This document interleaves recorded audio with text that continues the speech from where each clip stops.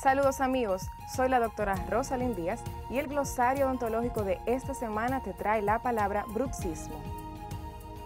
El bruxismo es el acto inconsciente de apretar los dientes, ocasionándoles desgastes a los mismos y otras complicaciones. El bruxismo afecta entre un 10 y un 20% de la población y puede conllevar a dolor de cabeza y músculos de la mandíbula, cuello y oído.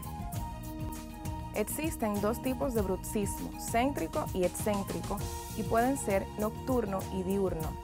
Por lo general, el paciente bruxómano nocturno no es consciente del problema y los datos de esta proceden de los compañeros de cama o habitación, alarmados por el ruido de los dientes y también de los dentistas que observan la destrucción del esmalte y la dentina.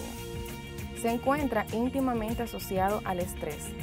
Los síntomas abarcan ansiedad, estrés y tensión, depresión, dolor de oído, trastornos alimentarios, dolor de cabeza, sensibilidad a las cosas calientes, frías o dulces en los dientes, insomnio, dolor o inflamación de la mandíbula. Los expertos coinciden que el tratamiento del bruxismo debe ser integral, multidisciplinario entre el odontólogo y el psicólogo.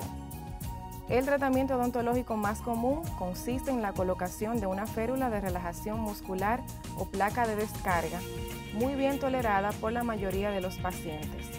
El objetivo de la placa de descarga es pues neutralizar las consecuencias del bruxismo sobre los diferentes componentes de la boca, como son evitar el desgaste dental, reducir marcadamente la sobrecarga dental, relajar la musculatura y equilibrar las articulaciones de la boca.